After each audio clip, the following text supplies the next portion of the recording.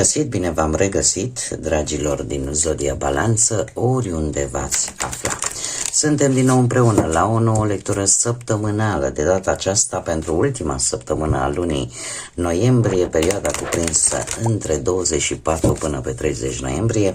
Așa că, dragilor toți cei care aveți soarele, luna, Venus, ascendentul în Zodia Balanță, această lectură este de asemenea și pentru voi. Desigur, nu uitați, este totuși o lectură general colectivă, așa că vă rog să luați decât acele mesaje care rezonează cu voi, iar restul lăsați-le să zboare în univers, pentru că sigur sunt pentru alte energii care într-o mai mică sau mai mare măsură au o legătură cu Zodia Balanță. Și acum haideți să vedem care este energia voastră în această ultimă săptămână. Care este energia, dragilor mei, din Balanță în săptămâna 24-30 noiembrie?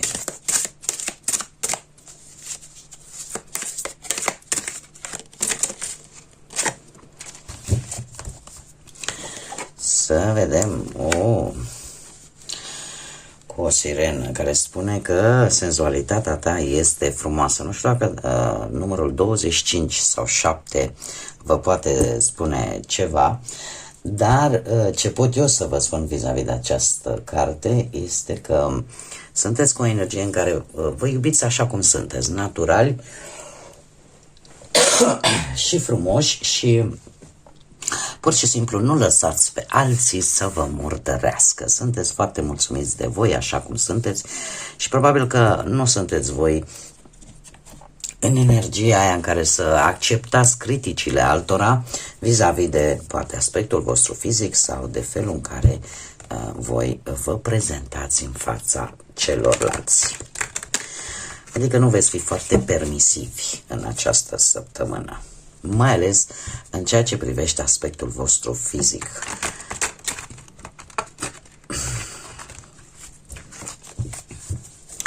Haideți să vedem ce ne spune tarotul, ce vine pentru dragii mei din Balanță în săptămâna 24-30 noiembrie.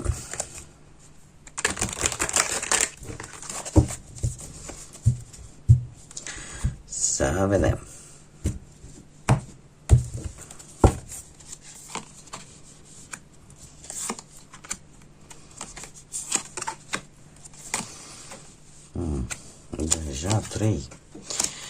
Deja trei arcane majore, dragilor. Să știți că lucruri destul de importante vor avea loc în această ultimă săptămână de noiembrie.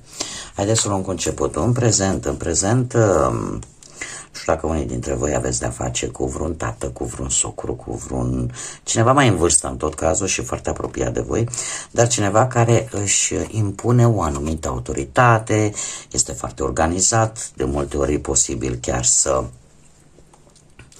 aș spune, să își folosească această autoritate și să devină oarecum ușor insensibil, da? Și să aibă așa o atitudine destul de ostilă vis-a-vis de voi.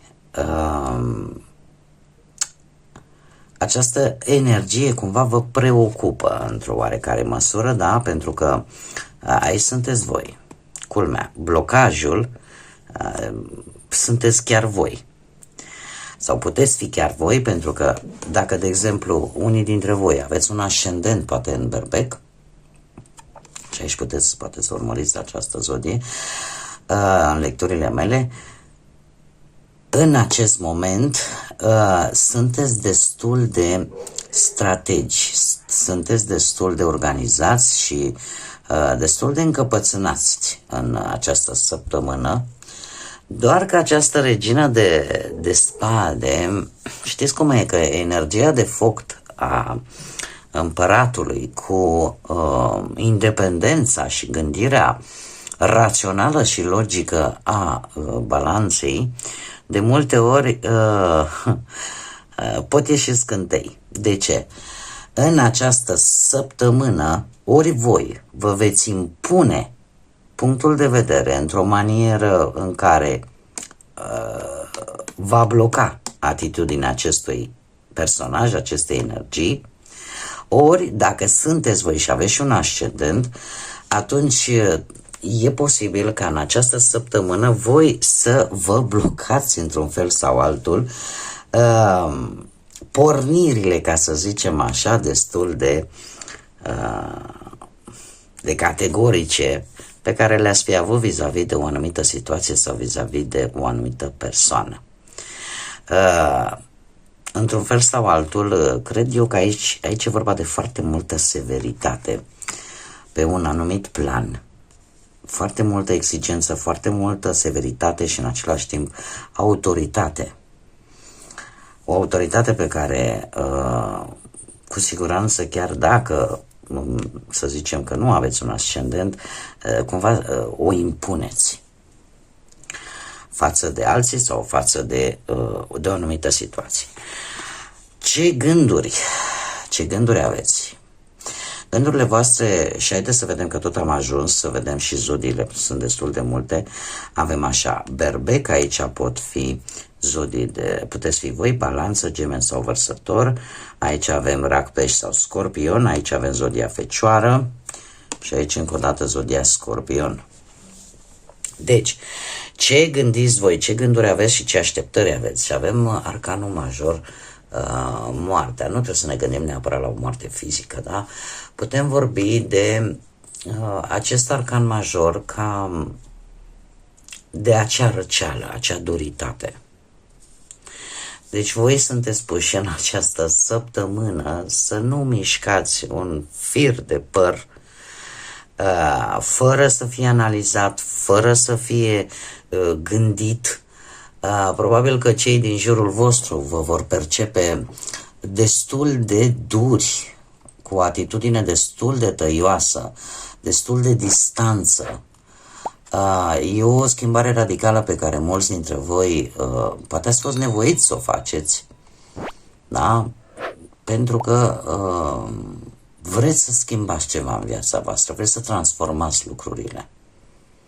Și în mare parte aș spune că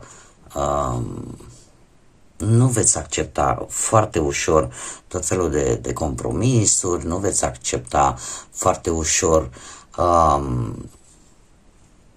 un refuz posibil. Da, este, aș putea zice, ținând cont și de poziția cărților, că sunteți într-o perioadă destul de încărcați negativ, și pentru o situație destul de serioasă. Iar energia asta se vede încă de la începutul acestei lecturi. Totuși, ia să vedem de ce anume ar trebui să vă dați voi seama cu pusnicul. Zodia fecioară. Ar trebui poate să vă dați seama că este, cum să zic eu, poate că ar fi bine să încercați să ajungeți în profunzimea lucrurilor. Poate că ar trebui totuși să încercați să vă luați un timp pentru voi singurei, în așa fel încât să vă analizați și să întoarceți această situație, această problemă pe toate fețele. Pusnicul ne vorbește foarte mult de acea izolare pozitivă. Da? Că putem avea și o izolare negativă, dar acea izolare pozitivă, tocmai pentru a-ți da seama exact dacă trebuie să abandonezi sau dacă nu, sau pur și simplu dacă chiar trebuie să ții cu dinții de ceea ce tu ai în acest moment.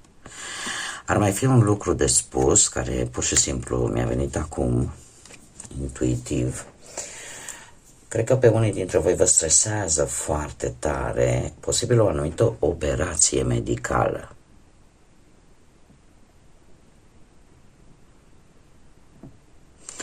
Ar putea să fie și acest lucru, așa ca o mică paranteză.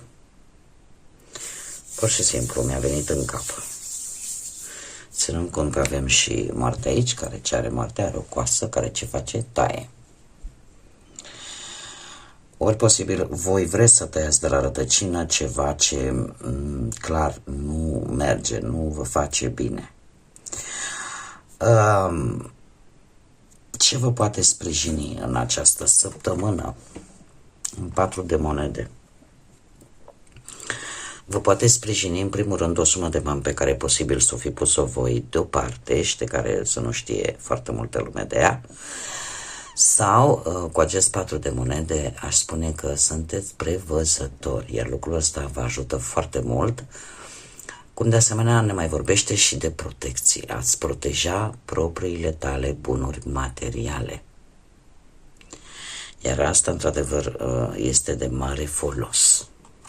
Că nu renunțați la ce voi considerați că vă aparține. În ceea ce privește această săptămână de-a lungul ei, am un cavaler de cupe, zodii de apă, rac pe scorpion și de asemenea încă un 4. Foarte interesant, de 2 ori cifra 4. Cifra 4 este guvernată de către Uranus și Saturn, adică avem atât energie feminină cât și energie masculină.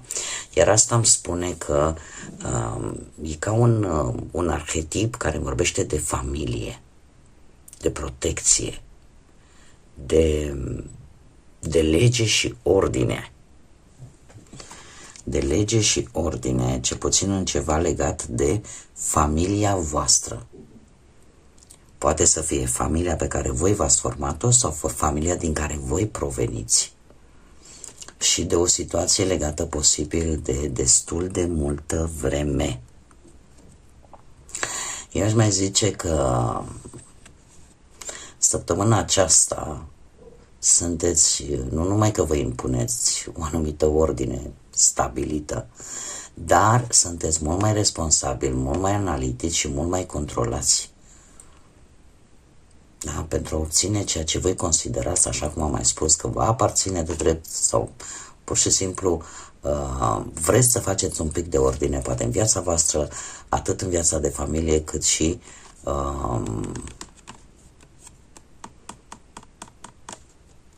poate de cineva care este și la distanță de voi. Bun, am lămurit care este situația cu numărul 4. Acum revenind la cărțile noastre, această săptămână cu acest cavaler de cupe, asta îmi spune că sunteți destul de comunicatori.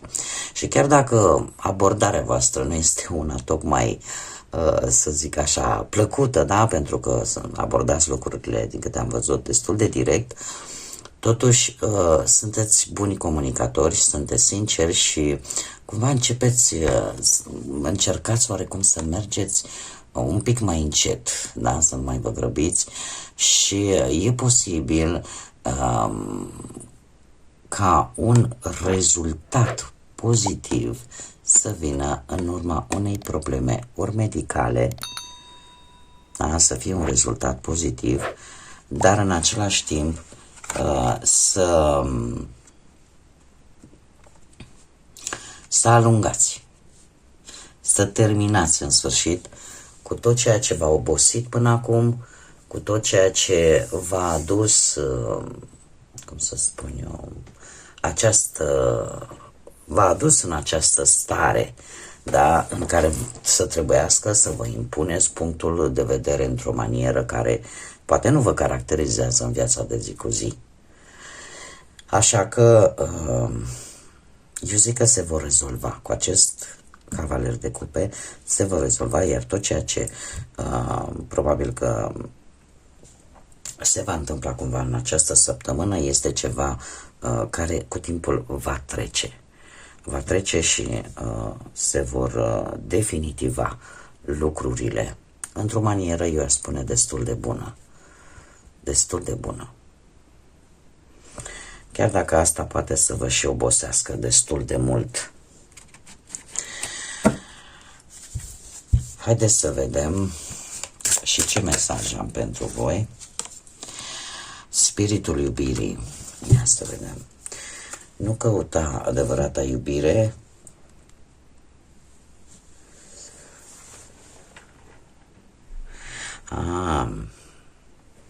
nu căuta adevărata iubire pentru Pentru că ceea ce...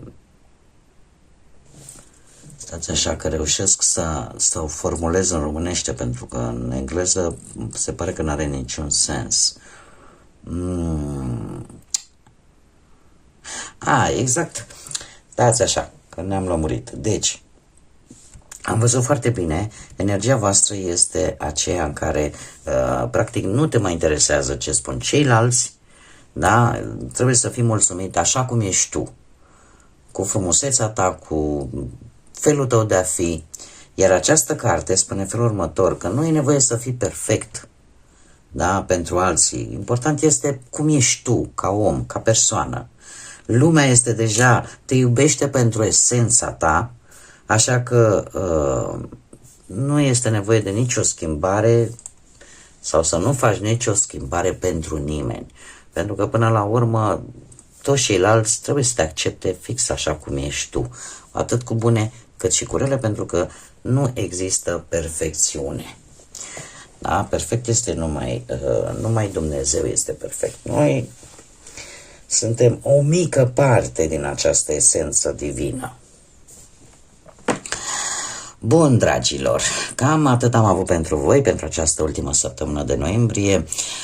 Eu vă mulțumesc pentru prezență, desigur mulțumesc tuturor pentru sprijin, prin intermediul like-urilor, comentariilor și distribuirilor voastre și a faptului că vă abonați.